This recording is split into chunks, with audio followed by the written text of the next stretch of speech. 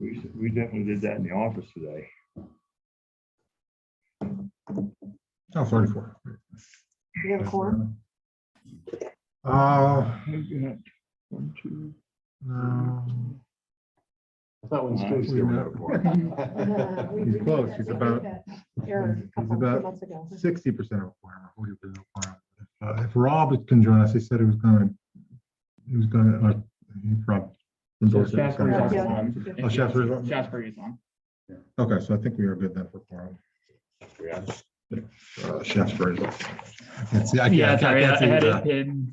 Let me unpin. It's okay. There we go. Okay, great. Oh, All right, it's 4 o'clock. Great. I'd like to call this meeting of Bennington County Solid Waste Alliance together. It's 4 p.m. on February 1st, 2023. First item would be to review and approve the minutes of the last meeting. it's actually the last 2 meetings, just because The last 2 well, we did have quorum at the last meeting. It wasn't at the beginning of the meeting, so we didn't end up approving the minutes from September 14th either. Do I have a motion to approve? Would you want it done? The September 14th? Okay. Any second? Second, okay. Any discussion, changes, corrections, anything for September 14th? Okay, all in favor of accepting the minutes from September 14th, say aye. Aye. Aye. Opposed? Okay.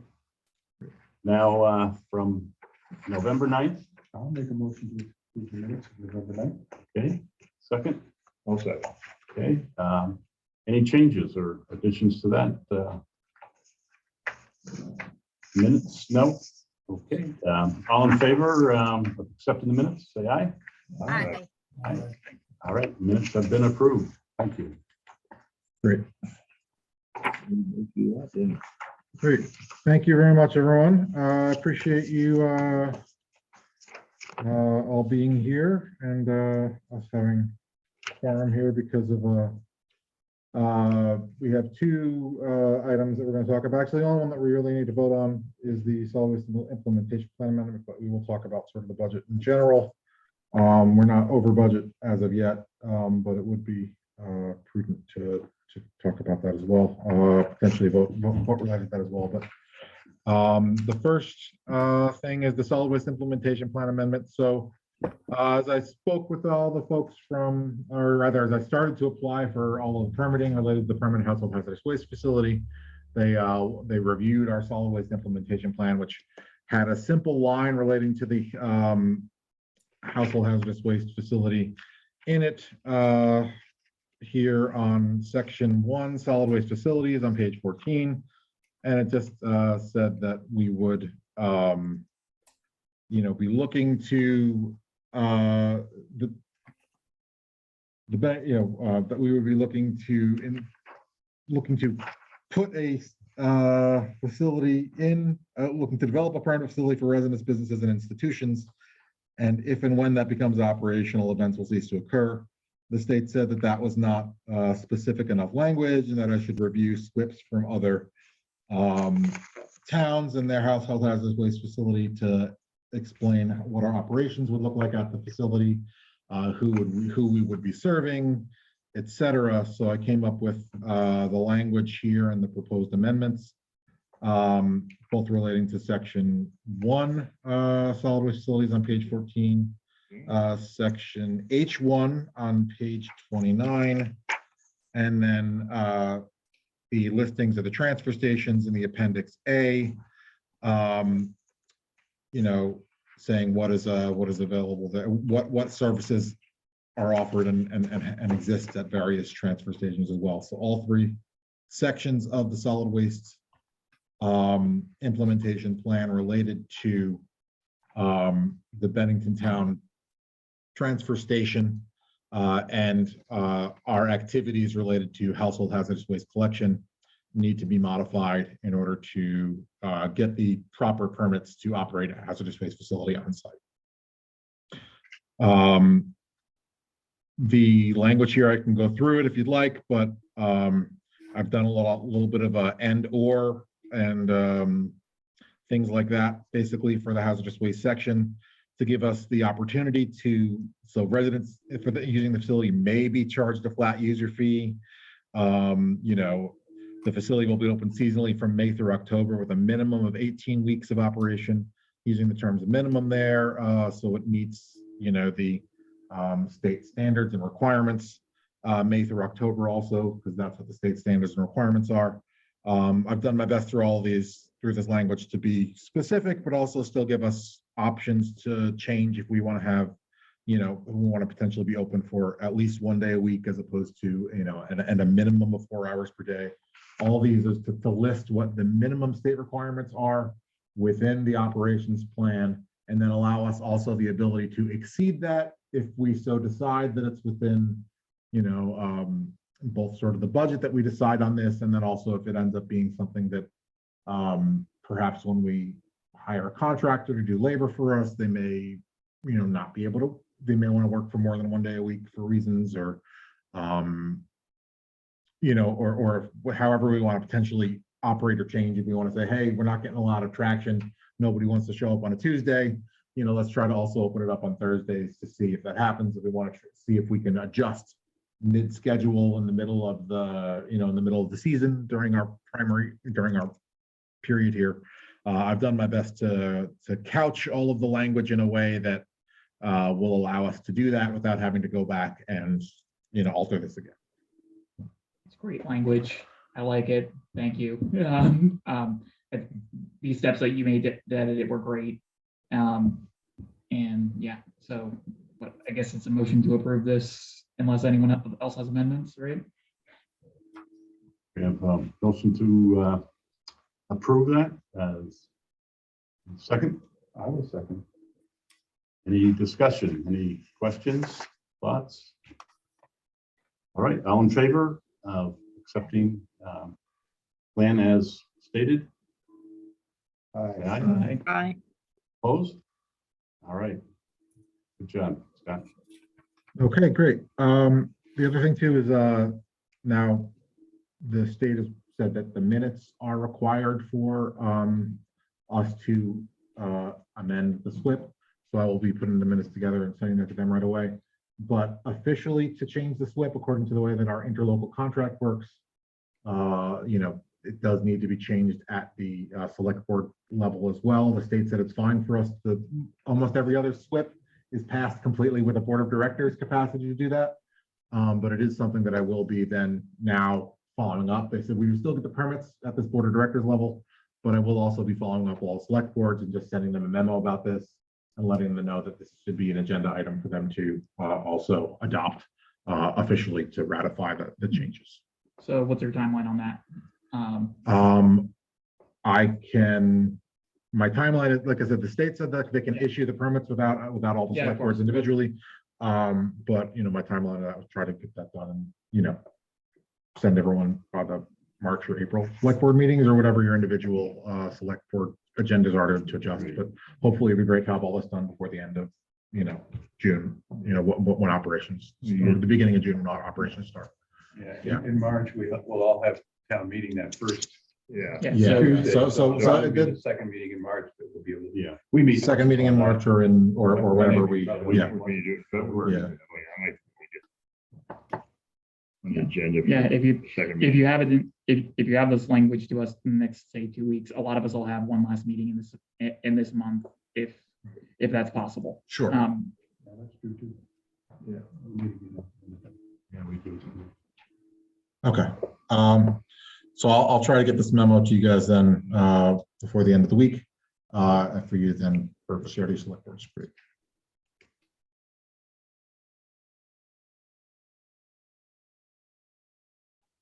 Great. Okay, so now the next thing is the sort of budget amendments here, and this is all, of course, related to the household hazardous waste facility. So I do want to say that there was a little bit of a mistake on my part here. When we passed our budget in June of last year, I was basing that largely on a series of on a budget plan that was laid out by Michael Batcher in a memo that was sent to everyone in September, and how that was all going to lay out. But then I didn't realize that he had a memo just a month later on November 15th, where after he had already made the contract with the event with US Ecology to hold the events, he immediately created a different, requested that the budget would go up from there. So we had passed the budget that was originally put together in September, but then he requested that there be an additional, $20,000 ish, that the budget be changed from $209,250 to $226,750, like immediately, just a month later, based on those contracts. So the budget that we passed initially, like I said, is lower than he had initially anticipated the need for. Us working on sort of an initial draft there. Similarly, what we see here related to our general expenses is that we are also probably going to go above the $209,000 this year. We're not in dire straits right now, so I guess I'll start talking about everything. I got a bunch of charts here, and I'll refer to them all by page number.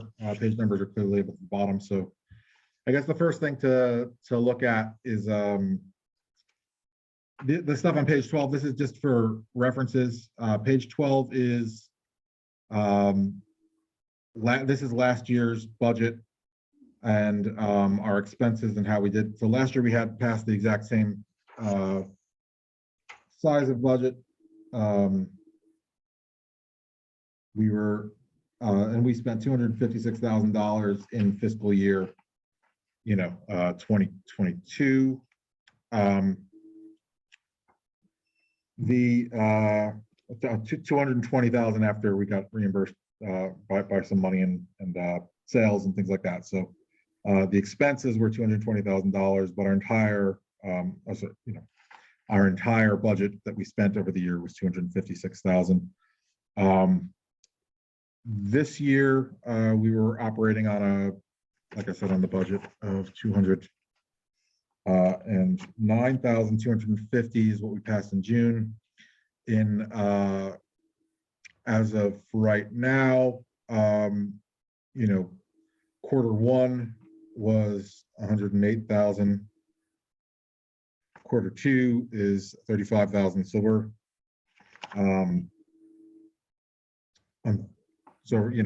as far as total expenses goes, as far as expenses minus income, we've spent 138,000 of that 209,000 total so far. So this is actually a little off that $300 for HHW facility. That's a separate budget item that shouldn't be on that there.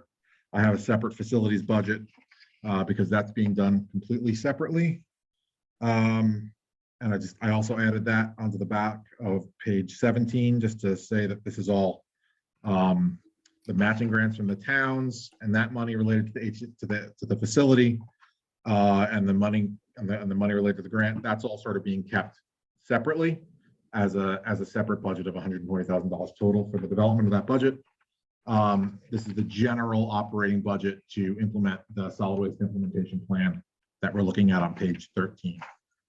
So that one expense that came from the profit from our profit and loss statement that I pulled over from the facility, that was incorrect to be listed on quarter one there. So I did not list the quarter two expenses when I imported them, but I realized I left that there. So please ignore that line. Is that the small expense? But, yeah, the 259.95. Yeah. So that's not particularly relevant to this conversation, but everything else is accurate there. These are the same ways we, again, Michael's sort of organized these categories, and I've been sending the quarterly reports, sort of based on that structure. When I draft the new budget for fiscal year 24, I will probably change some of this. I spoke with Stu a little bit about that in a meeting. Right now, I want to keep everything consistent, just so it's good quarter by quarter or and a couple years after years. But fees don't exactly match up with the same way that all the bookkeeping happens at Bennington County Regional Commission, and it would just save me a little bit of time if I adjusted some of these categories a little bit for budgeting in the future. Also, there's just a little bit of confusion because the way that the state requires the budgeting to operate on the solid waste implementation plan is very project oriented, and the contract with the BCRC is also like this much goes towards this project and this much goes towards this project. So, you know, what I hope to do when I draft the budget for operations for next year is to present to you two budgets, one that is based on that sort of state requirements for the SWIP, and then one that is, you know, the same numbers, but then explains that, like, you know, the larger group for salary and benefits, because a lot of the stuff in the project-based stuff still has salary involved in it, still has all of the other phone supplies and travel costs and stuff sort of incorporated more at a project level, as opposed to being more of a big picture, you know, budgeting issue. Anyway, the long and the short of it effectively is I've looked at a potential budget from what I'm thinking on page 14. And I've thought about what our expected expenses will probably be related to the rest of this fiscal year. And you know, based on giving us a decent amount of cushion space related to what we will end up paying for operations. And based on just sort of looking at other trends, you know, I imagine that we will end up spending closer to $247,000 rather than the $209,000 that we have currently budgeted. And again, some of these are more liberal interpretations. I've also included some of the math related to events versus the potential cost of the depot. Some of these are going to change a little bit based upon what the contracts are that we end up into for disposal fees. I've already gotten quotes from two companies. One is US Ecology, who we've used for events. All of their costs are going up across the board 11% this year. So if we had events with them, that would all be going up completely. All of their disposal costs are what we paid for last year, but it would be plus 11%. I've spoken with a group called Heritage. They are currently putting together a quote for us. And then I've also spoken with Clean Harbors, who are coming in slightly less than US Ecology, but still in that sort of same range of price for disposals. Setup fees and things like that won't be as much of an issue. I need all three to really get a good apples to apples comparison, but you know, Clean Harbors has a small fee to like send the truck to you. Heritage said that they may not have that for us, and they haven't given me anything official yet because they're already sending they have a weekly truck that they send, you know, basically down Route 9, you know, between Keene, New Hampshire and where they're located out in Colony, New York. You know, and we would just be on sort of that route. So so if that's the case, that's there too. The other thing too is we want to make sure that we get our contractor in place around the same time as we determine our days of operation. So that way, when we contract with a third-party vendor to staff the facility, we can make sure that the day matches the days that we say we need staff for, match the days that there will be people there. Again, one will only be once every 2 months that we need to have a pickup, but the days that they're available to pick up. So if that's going to be a Tuesday, we want to make sure that that's also something that's available in our staffing contract for when we have people on site. So yeah, disposal fees are of course a big part of that. The operations are also a large part. And so I've also been generous with the idea of looking at operations and seeing as how we're going to be partnering with a third party. I've made a very big statement to just say, you know, we will likely end up partnering. And again, developing an RFP is going to be part of this process at the end of this, after this meeting too. We're going to eventually be developing an RFP to request employment, you know, request people to work for us at the facility. And, you know, we don't exactly know what people are going, what the bidders are going to come in on, but, you know, anywhere between $25 and $40 an hour is what I hope we would be able to be paying for staff at the facility. And I budgeted more at the upper end of that rate, assuming that we have a, you know, operation that is paying for not only the hourly wage, but then, you know, whatever additional fees related to fringe and stuff like that on top of that for the persons involved. So on page 15 are just a few, like is a little bit of the way that I'm looking at different options for facility staffing. One option being listed at a $25 an hour rate, and another option being listed at a $40 an hour rate. The prices ranging, you know, between $16,000 for the bare minimum, you know, to $55,000 a season for a fully built out staffing option with multiple days a week of opening the facility, opening and operating the facility. That comparatively though to just even the basic setup fees for what we paid last year. So, you know, event setup fees were $43,000. I'm sorry, we're a total of $43,000 last year. So obviously we want to try to come in lower than that because that is the point of doing this entire facility is to save us money. But it is, like I said, a large scale process. So overall, the way I'm looking at the budget is we want to create an operations budget that is going to be lower than holding household hazardous waste events. And I'm looking at effectively the setup fees as kind of what our top high point of the budget would be for you know, staffing and facility management, facility operations rather. And then I'm assuming that the rates of disposal fees will probably be about the same under the hopes that we have the same amount of participation from the public and they're dropping off approximately the same amount of waste. I think we have more. People don't want to go waiting in line and so forth. Then get an appointment and go. I talked to people coming to the transfer station. I have a feeling it's going to be more successful than the events. Hope so, yeah. I really do. Another thing you said about the setup fees for 43,000. Did you put the 11% on that? No, Okay, so now that's you're- from last year's. Yeah. Setup fees. So now you're up. Yeah. You know, so it's going to be, you know, on the higher end anyhow. Yeah. So. But Yeah. you're going to have a lot more participation than you think. I'm pretty sure of it.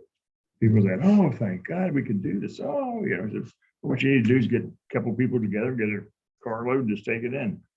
Is that something I should plan into the facility budget, you think, or should I, or am I looking at this the right way? Is actually part of what this question is, and why I'm bringing this to the board right now.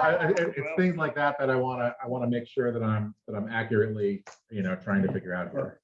I mean, in the 3 events we had, Yeah. how many cars did we get? Off the top of my head, I know 614 households in the 3 events last year.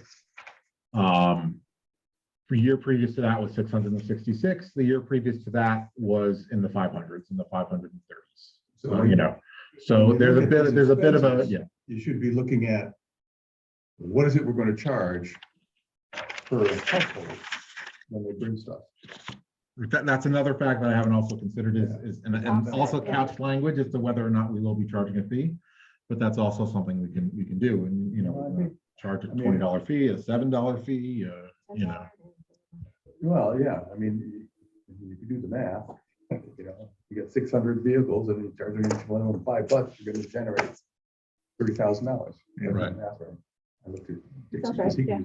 Yeah. I used to be a, But you are a genius, you know I that. know, Yeah, you are. I pick easy numbers, that's it. Yeah. And then you gotta figure out how many open slots in a given season we're gonna have available, Yeah. 20 minutes per slot, maybe?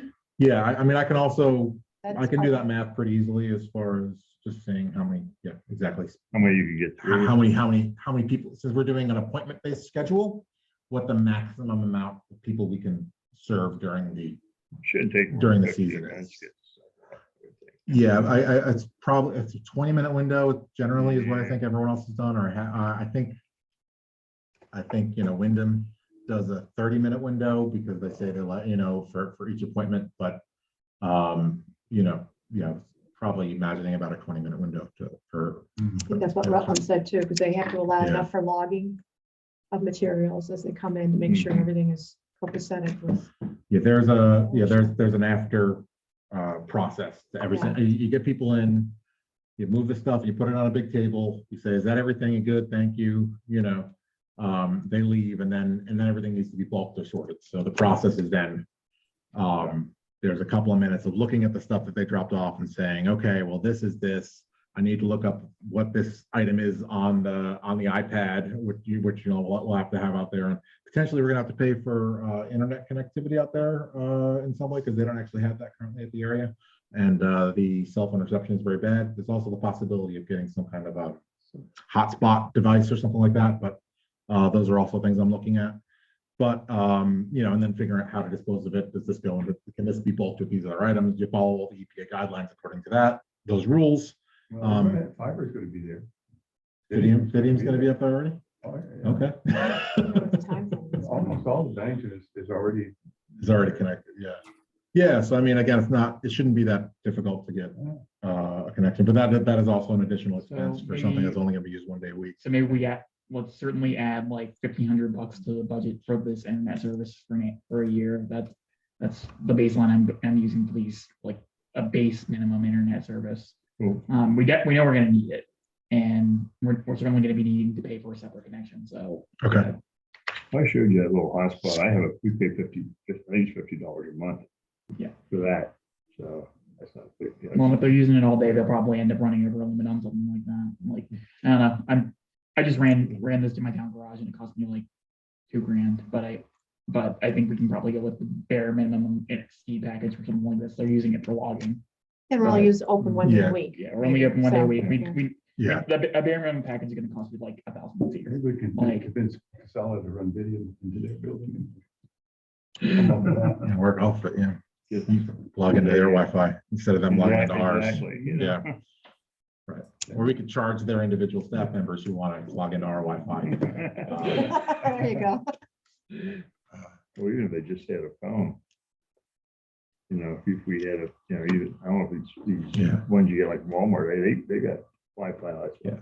So that's the minimum, you know, that is a sort of more marginal expense, obviously, Yeah. than something like the costs of disposal, and also the costs of labor. But I'm mostly, figuring that out. And I think obviously, do we have consensus as a board that I should be thinking about $5 per car, and also including that as part of the budget? Does that feel like the right? What does Wyndham and Rutland charge? Do we know? Rutland charges, hold on, I had some notes here in the back. $20. Looks like Yeah, so, $20. all I got is $7 in Springfield per car. Barry charges, $20 per vehicle, but they don't have as many people coming in. Yeah. But Rutland, I think, is in that is in the $5 to $10 range. Do you remember when we visited the Rutland? I don't remember now. No, I don't either. I don't remember them Yeah. saying anything about Yeah. it when we went to the HHW. Facility? Yeah, but they also Yeah. have a much larger budget. I mean. Yeah, they also charge a substantial amount for out of town residents. $60 for They our charge alliance. $60 recommend someone go there, and set up a thing. So that's also something we can decide to do related to operations is look at folks who may want to be coming from outside of the area, if they're, coming from Dover or something for some reason, and they want to drop it off with us because it's easier for them to get there on a Wednesday than it is, or if somebody from Hoosick Falls wants to come and drop off some stuff, we have the ability to still serve them, but then charge them a much higher fee. Yeah, I would say that maybe like a baseline of like $40, knowing we are going to get a bunch of trans-state traffic right here in the corner. Like I would, if I lived in Hoosick Falls, I'd totally do that. We probably And go from, yeah, Yeah. we'll get a bunch of mass Berkshires. traffic. we get the From the- Berkshires. Yeah. Um, So do we want to actively market to those areas too then, or no? Or wait a year and wait a see what year, we'll happens? see, we'll see if we have staff capacity. Yeah, And, but certainly something where it's an easy thing. We should have a mechanism in place here. It definitely needs to be there. It's just a Yeah. question of, like, if I were in Montpelier, I wouldn't be doing the same thing. But certainly there's, $5 a car and like 30 or 40 bucks out of state. Sounds appropriate for our area. Out of town. Out of Alliance. Out of Alliance, Yes. yeah. Because the county is not contiguous necessarily to the, True. but, Sticky with- okay, so that's good. So also continue to develop the budget and also assume that there will be a $5 fee for all in Alliance residences and a $40 fee for all out of Alliance residents. Okay. Now, on page 14, what's the 20 grand, 21,000 for the HHW depot management? Is that? Yeah, so that, You're allocating? so that is what I was looking at.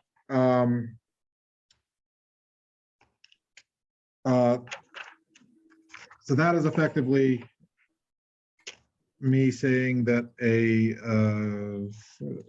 HSW management. depot management. Oh, yeah, so I looked at what I did there is I took the hourly rate of our highest potential option here. And then I assumed that we would be having 6 weeks of operation within this fiscal year. Most of this will fall outside of this fiscal year. Most of the facility operations for our first calendar year of operations will fall outside of this fiscal year. So what I did is I took the operations budget of 55,104. And Prorated it, so to speak. and added that to the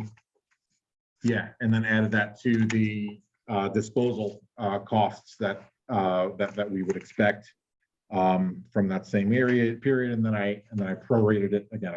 I assumed that 6 weeks of operation in FY23. Now again, will we have 6 weeks of operation? I'm not sure. Will we have 4 weeks of operation? I'm not sure. I'm trying to be more. I've been a little. The actuality is that the state said that this, despite our mandate by the state of being open between May and October every year, they said often in first years of operations, people don't open until June or mid-June, for their first operations, and that's fine and acceptable. So it's not like that we're on a very strict, we need to make sure that we're open in the last week of May kind of timeline, but also assuming that, in future years, we will operate for that much. This is sort of just how I was thinking about a 6 weeks ideally would be open, this year.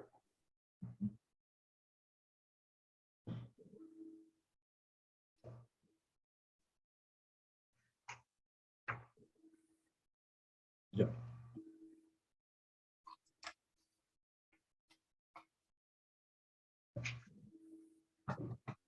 You're talking about the Wi-Fi. Shouldn't they have a phone there anyhow for emergencies?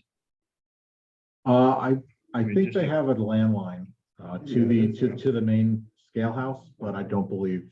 I'm positive they don't actually have internet at their area. They also don't have They actually don't have a porta potty facility. I mean, they only have a potty facility. They only have No running water. no running water there or anything like that. Yeah, so. Well, that didn't stop No me for the bathroom last 8 facility, years. But our staff will be able to access there. Too much shit. Yeah. All right. It is what it is, guys. You That's know? what it is, that's right. All right, so this sounds realistic. I mean, the other thing, if we figure in whatever revenue sources we might have available to us, I think if we look at Vidium, I'm in the process of renegotiating our contract with Casella right now. Okay. So I can talk with Richard Smith about Casella going to run fiber into their facility because then Yeah. we have access to it. Well, knowing that you're negotiating that contract right now, that actually sounds like potential opportunities to have a section related to this facility, which is not listed there, which is not obviously hasn't pre-existed. So I don't know how much that would do anything, but just to say that we have a co-located, it might be worthwhile to make sure that we have a co-located facility at least acknowledged in the contract, and that if there are any responsibilities that we might want to ask them to have, which is, a large one, I guess, is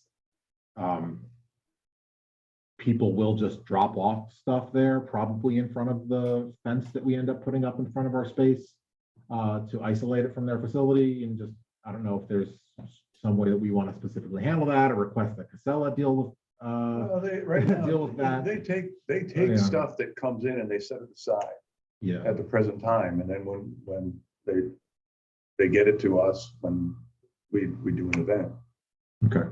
or they dispose of it on. Yeah, or they They dispose of take it. care of it on their own. Right. They discourage it, but I know they do. Yeah. We also are going to have just an agreement with them, and I don't think it's an issue, but whether or not they want to charge us for this is going to be an issue.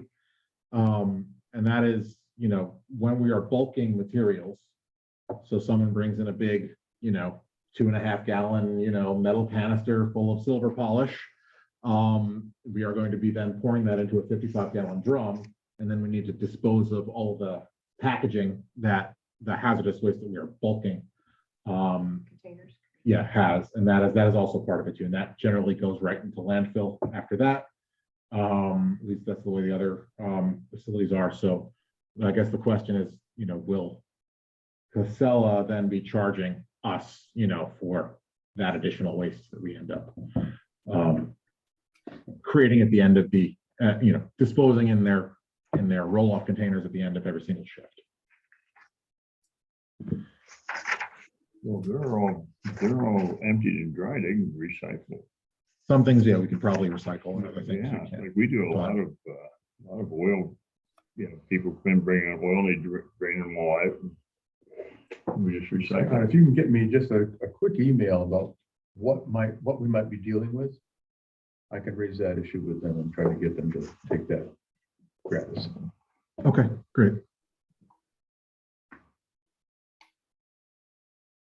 Okay, I'll make sure to do that as well. And then I'll also include potential for,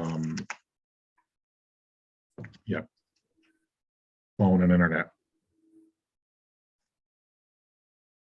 And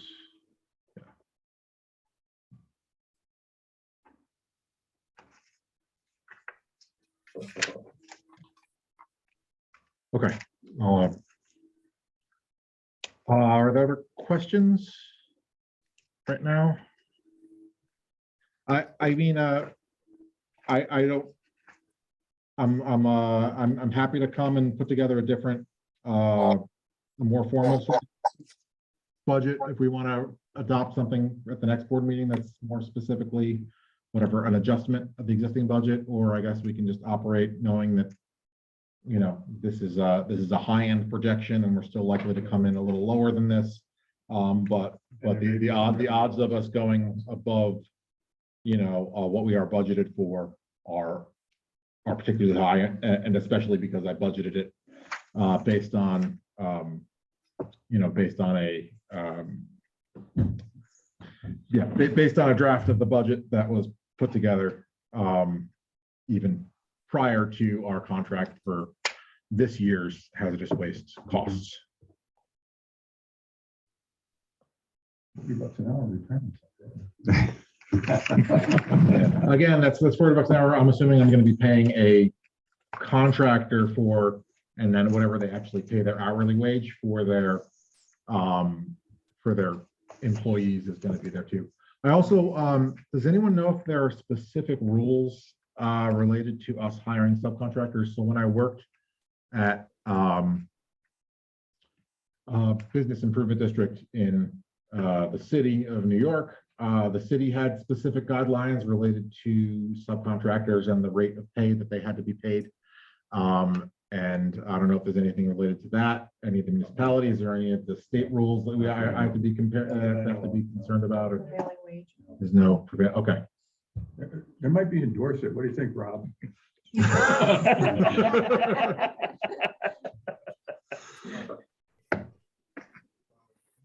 No such thing up here. Okay. So I guess the action item here effectively then is, I'll come together with a more clear budget after I've gotten more quotes from the disposal facilities and after we've gone through a RFP process related to labor. And then I'll represent that to the board at our next board of directors meeting. And then that can be what we sort of vote on as the sort of budget adjustment for the year. Okay, great. Yeah, if there are any other questions or concerns, or if you want me to sort of walk anyone through any of these charts individually, Yeah. you know, I'm more than happy to hop on a call with you later and just discuss sort of where we're going to go. But I will put together something that's more permanent then. And then I suppose for the I suppose the next thing we're going to talk about then is just generally the permanent house. Next thing on the agenda is end of calendar year report for town meeting booklets. I don't think I actually did not include that in the RFP here in the packet, board meeting materials packet here. That's just a very small one-page document that goes into everyone's town meeting booklets. I did send that out to everyone on my list that was on the town administrators list that BCRC has. That doesn't mean all the board members got it though. I had intended to send it with this information here, so you got it too, but I'll make sure to send a separate email. We're gonna put it up online on our website.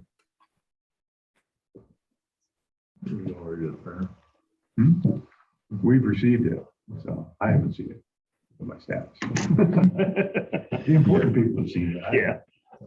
Yeah, so I will, yeah, and then if any of you have any questions or if you get word from whoever is putting those packets together for your town meeting day, feel free to direct them to me. It is all together, or you can forward the, I'll get them to you so you can forward them immediately if you ever receive any questions from your town people. Great, so next is the permanent facility. How are things going? There hasn't been a ton of action since our last meeting on this. Unfortunately, whatever fire permit suppression thing with the state that was filed, it took a long time for the state to get some approval numbers back. And I don't know if that's because we said the work wasn't going to happen until March or April on the permit. It also took a little while to track down because they wanted to know who the actual unit manufacturer was of the fire suppression unit, and not just the manufacturer of the entire trailer unit. So I had to do some back and forth connecting CSS with the folks at Secure-All so they could figure out all the things for the permit the state wanted to see. But anyway, that's all been put together. And so we expect to be in front of the Bennington Development Review Board at the meeting on March 7th. Let me just double check that I'm saying the date correctly. That's it. I think it's town meeting. Is that town meeting? Okay, hold on a second. I might be wrong. Okay, I was just going by the, but I have an updated project. Chart. Yeah, so it may be whatever the next development review order is. If March 7th is also the town meeting, then development review board will not be meeting that date. I was just going by there. We meet on the second and third Tuesday, or the second and fourth Tuesday of every month, or whatever it is, or the first and third Tuesday of every month. And also based on the there's a 20 days submission guideline. So we're not going to be able to make it likely within the 24-day submission guideline or whatever, likely within any of the meetings in February. So it'll have to be whatever the first development review board meeting will be in March then. So it'll probably be then the 14th, if not the 7th. And then once that's done, we can schedule a specific date with the town of Bennington Department of Public Works to pour the concrete pad and do any other site preparation that is approved or required by the Development Review Board at that time. And then unit delivery, we're hoping will take place. All that will happen hopefully at the end of March or the beginning of April, and then unit delivery happening again after that's all taken care of. Otherwise, everything else is still pretty much on track. Most of the work has been paperwork, working with the state to try to get submission, permits submitted, etc. Figuring out budgeting, things like that has been what I've been working on mostly this month, rather since we've been there. And we also will need an operations plan to submit to the state, which I'm going to follow very closely. Operations plan that are in place in other districts have had approved as well. So I've got copies of the Rutland, the Springfield, and the Brattleboro operations plans, and I will be cobbling together one that works best for us based upon the models that they've shared with us. What's the status of the pad? Is the pad, concrete pad for the facility, is that the existing pad we're using, or? No, we're pouring new concrete. That's going to be has to be 6 inches of a pad. And the town is going to do that, and they've offered to do it for us at cost. So that's built into the facility development budget, which if you look at the last page for HSW facility development budget, under expenses, let's see. Additional contractors, pour concrete and prepare site on line 11. $3,000 is what RJ quoted us that would cost back in June of last year when I first started talking to him about this, and based on inflation and other things, it's likely that that may change slightly. But that is what, you know, that is the back of the envelope math that he gave me last year.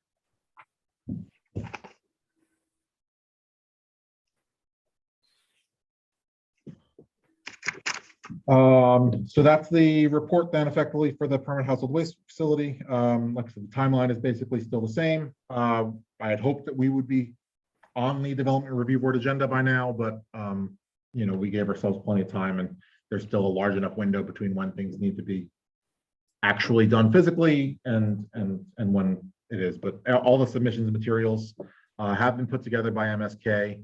We were really just waiting on this one thing. They needed an electrical permit approved by the state and the fire suppression, you know, materials permit also approved by the state before it went forward for the review board process. So now our package is together and we can submit that.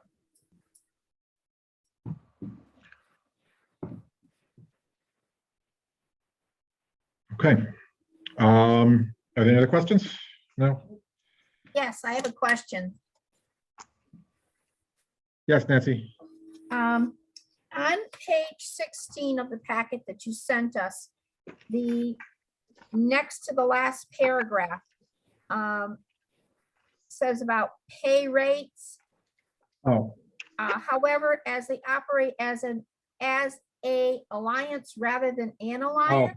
As that's an incorrect, as they operate as a district rather than alliance is what I meant to say, district. Okay, operate as a district. District rather than alliance. Okay. that effectively just says that other parts of the state are organized differently than us. They have a Oh, okay, district, which means, you know, they're running their own transfer stations. They're typically not subcontracting them out. Transfer Right. stations are owned and operated by their own solid waste management districts, as opposed to us, where everything is still very decentralized. And we have a very skeleton crew, meet the bare minimum kind of structure related to state requirements set up here Okay. through an alliance of townships, as opposed to a separate district, which actually, some of them even have their own taxing authorities. right, Uh, right, you right.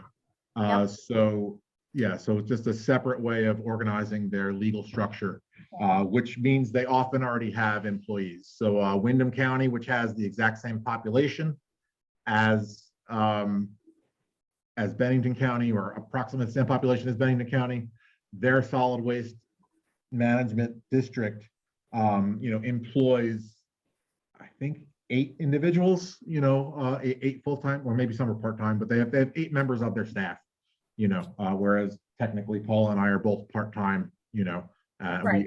we are working to meet the same requirements, you know, but you know, but also that includes all the folks like Tom, who operate a transfer station for them as well within that staffing group. Mhm. So so they have a different setup. They already have pre-existing structures related to employees and, you know, and all of that, whereas everything here that we operate on as the alliance is set up, where everything is contracted out. So we will also be looking to contract out the employees that are working at the facility. That being said, one thing that I also added to the budget was I have talked to VLCT about the changes in insurance costs related to that, and that is that's also incorporated into the budget. So we will have a slight increase in insurance costs as well. But they said they can't give us a true quote until they see what our contract is and we fill out some other individual lines. But yeah. But most of the what we'll have to make sure we do is make sure that all the liability and all the insurances and all the things are carried under whoever we subcontract with for the, you know, for the working the facility staff members. And we'll just have to work with them to make sure that they work with VLCT, ask them what insurances are necessary, and then what we'll do is we'll make sure that the party is carrying all the insurances at the level, whether that's going to be whatever 1.5 million or whatever liability, and then making sure that they have everything else set up for workers' comp and stuff, and then that we are all that BCSWA is listed on those contracts as an additional insured is also very important for us there. Yeah, but the fact that we are having a facility and that our name is associated with it, and that we are having 600 individuals come and, you know, come to something that is marginally more our facility than just the event than an event-based level of insurance will also change our rates slightly. So I estimated into the budget then an increased insurance rate.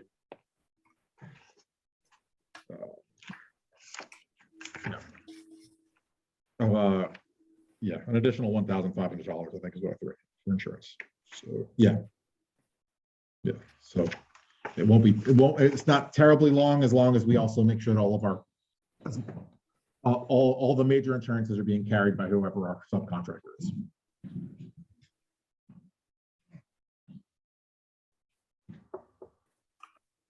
Yeah, thank you for noticing that, Nancy. Yeah, so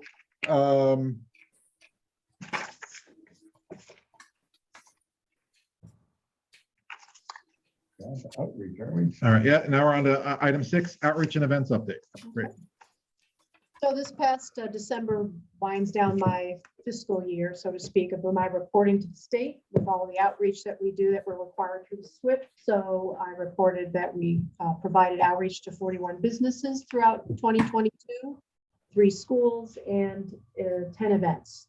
Sometimes I don't do all events. I just go and visit them. I don't actually provide technical assistance, but that is required by the contract. Those are at least the minimum. We exceeded those in some cases.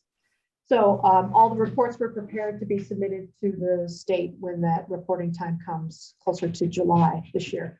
Now what I've been doing is putting together the next targeted list of businesses we would approach for outreach that haven't received it in the past or need another visit because they have made structural changes that are pretty substantial or added new layers of management that are unfamiliar potentially with the solid waste laws in Vermont that warrant another visit.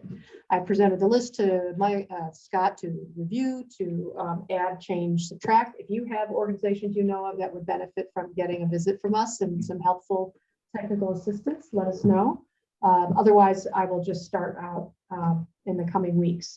We've already started getting requests for technical assistance from some residential facilities that are trying to do food scrap diversion and or plastic film recycling on a larger scale. I also just recently hosted a farmer's market, even though it's winter. We did one in Dorset, and I'm going to do another one at the Moose Lodge in Bennington on February 25th. So it's probably my most effective means, other than a large presentation, to talk to the general public about food scrap diversion, recycling, answer technical questions about what to do with odd things, counteract public policy and understanding that, yes, not all recycling is working, but it is working in Vermont. I have to deal with a fair amount of the naysayers out there. I've been asked to host a booth at an Earth Day celebration that the Manchester Energy Committee is hosting in the Manchester Town Hall on April 22nd. So they nabbed me first before anybody else. So I'm set for the day, probably. We are also, I've been asked by Hildine, I have no dates yet. They've asked me to come and do a presentation for their employees. A lot of confusion about proper sorting of materials. I guess Dale from Casella used to do that every couple of years, but he's changed positions now. So I will be stepping up to help them out with that. We're working on doing some updates to our website to make it more in line with the handouts that we've updated. I try to update them every year so that if there's any changes to any programs, collection facility sites that change hours or just fall off the map, we can keep that up to date so people are getting up-to-date information when you either see the website or receive handouts from us. I'm also continuing to pursue collaboration with Southern Vermont Supervisory Union, Southwest Vermont Supervisory Union to try to improve diversion rates in the cafeterias of the district schools. Because of COVID, a lot of that fell apart. They went to other modes of delivery of food service through in this classroom meals, prepackaged little bins to collect food scraps. And then when they went back into the cafeteria, everything kind of fell apart. So we're trying to build a program to try to build a standardized system by using sorting tables that other solid waste management entities have successfully implemented in schools, like in Central Vermont. So we're hoping we can get some help there. I'm also going to work on targeting this year multi-unit housing facilities, whether they be publicly funded or private, to try to build better diversion programs there, because that is what I'm hearing from the public at these farmers markets and other places when people come up and say, oh, my landlord doesn't do anything to help me collect my recycling or sort whatever I need to do. What can I do to get them? So I'm quietly making a little list, but at the same time realizing it's a greater need overall for our organization to help out to improve that. As you saw, I don't know if you've ever seen, the state just released a report saying that our diversion rates aren't being met. We're still having trouble getting food or stuff diverted from the landfill. I don't know if you've seen that. The state just released it. I'll forward it too, because it did come out in the last couple of weeks. I'll tell you, my rates are almost identical for the last 6-7 years. And that's what they said. The trash is still, it's Yeah. not, yeah, it hasn't improved. We're still landfilling a tremendous amount. Yeah, You know, we're sitting at about 60-40. yeah. Sometimes it's 65-35. You know, it's just. Yeah, and it's a larger. And the people are trying. I mean, what we're doing with the compost and so forth, it's just amazing. And we got on more of it. We just don't get the other stuff apparently. Yeah, well, it also just, a lot of it is just increased amount of packaging of the material that we're getting that is not recyclable. I mean, you get stuff now put in pouches on shelves, which Yeah. might have been in a cardboard box and a low density polyethylene liner at one point, and now they went to just a pouch because it's easier and lighter and less expensive to produce from the manufacturing side, but it's not anything we can recycle. Yeah. And, you know, We had a guy come in just late this afternoon, had 2 pickup trucks and a 12-foot trailer completely full of cardboard boxes, and most of them had styrofoam in them. So they were pulling the styrofoam out, and they said, "Listen, you gotta do that." He said, "I'm gonna take this home, burn it. I'm not gonna." Okay, whatever, do what you want to. But I had to get somebody in there to pull cardboard tomorrow. I'll tell you that. yeah, They just really, they come in with normally would have been 15 cars, or maybe even more. But, Wow. it was unbelievable. I was down there, we had a TV pickup at the same time. I'm looking at this like, oh my God. was this a resident or a small business that was bringing that in? He's a resident, but he had a small business, but I don't know if this was a small business or not. Okay, It might have been stuff, because I haven't seen him in a while. It might have been stuff that he'd been, getting shipped to his home and everything else, for months. He's got a big garage and puts the stuff in there. okay, Don't Yeah. take the styrofoam out. yeah. There's a He- test he can't bring- program. I tried to tell him, Danny, you can't bring it all one time, Yeah. You're killing us. You can't do that. Hmm. But, I mean, it was just a couple hours ago, Wow. Yeah, it was a tremendous amount for a little town like us, Sure. so. we're also just trying to make sure that we've got a real accurate listing of haulers that are in business out there. So we have some that kind of crop up from time to time. So if you get wind of a new hauler that's operating in your area, if you can let us know. I'm actually thinking about reaching out to the haulers specifically, and Okay. specifically the small scale ones as potential, as potential partners to contract with us for labor at the solid waste facility. So maybe we should partner. We'll talk about that a little bit. just Okay, like, good. as I reach out to them and say like, hey, Yeah. we have this bid for serving, we'll also, have you gotten all of your paperwork into all the Yeah, by towns? the way. Yeah. We and- just started to see ours come in, Casellas has come in, and we've got a new one that came in.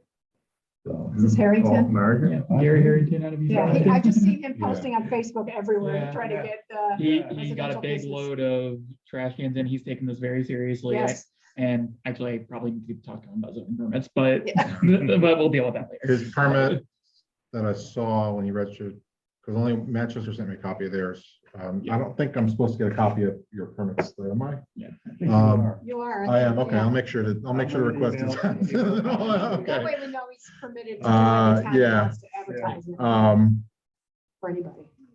Yeah, so Manchester sent me a copy of his permit, but I haven't received one from any other towns yet. But he only had one truck listed as well. so, Yep. Yeah, No, it's a a- brand new one guy operation. He Yeah, used to be a okay. trucker. right, okay. Good, I mean, that's great. Yep. Wow, how about good enterprise. That's Um, how the soul started.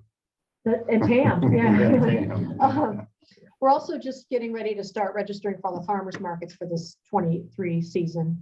The applications are usually due in February or March, so I try to get in there and do one day a month in each town. So it's like 4 days a month that I'm doing farmers markets, just to keep the connection going. We're also going to try to find other ways to, and I'm really interested to get anybody's feedback about building more partnerships with people that want to host events to do food scrap diversion, waste diversion properly. We're having some trouble. Some solid waste management entities in other parts of the state actually pay for the purchase of totes of the different colors and then loan them out to event organizers to allow them to be able to collect the stuff and then work with the haulers to actually do the collection on that day.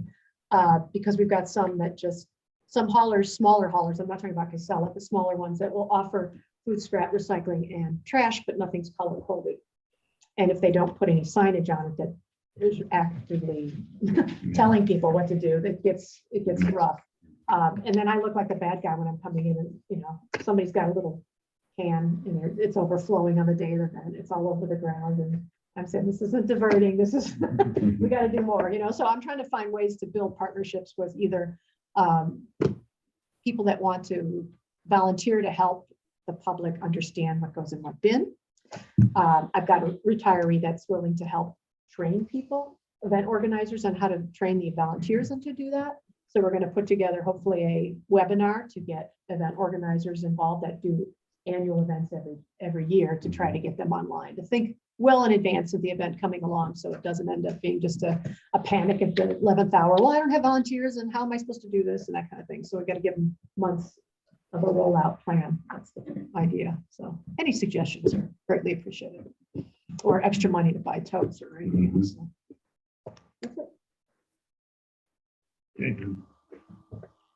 Okay. Comments? Doesn't appear that there's any members of the public. Public folks here, so, Not talking about solar. Okay, all right, great. So upcoming meeting is events then. So I was supposed to figure out the date for next meeting.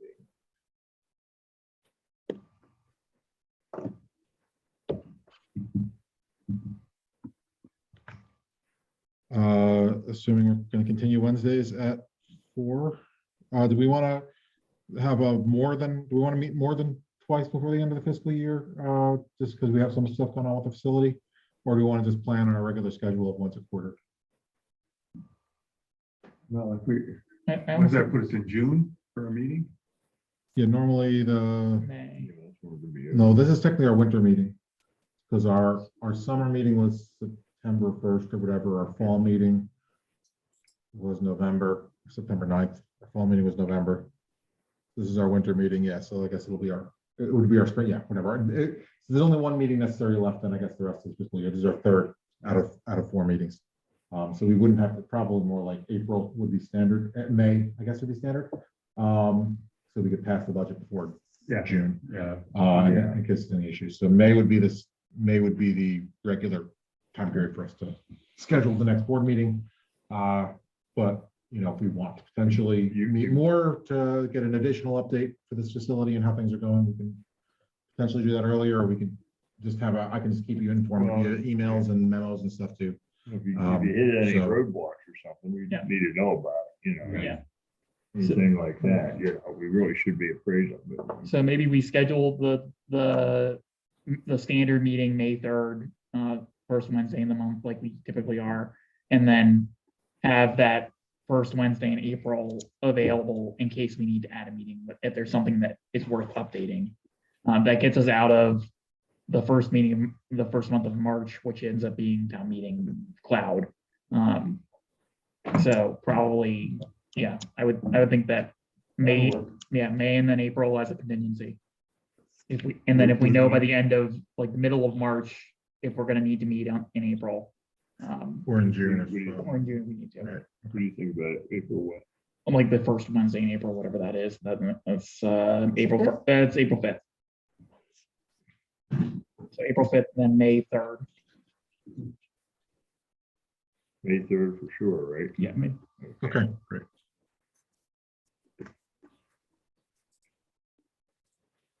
Great, May 3rd. And, Motion to adjourn? second for that. Do we have a second on the motion to adjourn it's 5. at 5:07 or 5:08 almost? We keep talking. It is 5:08 my phone. I didn't hear a second. second. All right. All in favor? Aye. Okay, thank you very much. All right, Scott. Thanks. So I'll look for an email from you, Scott, and I'm going to talk with Richard Smith about internet and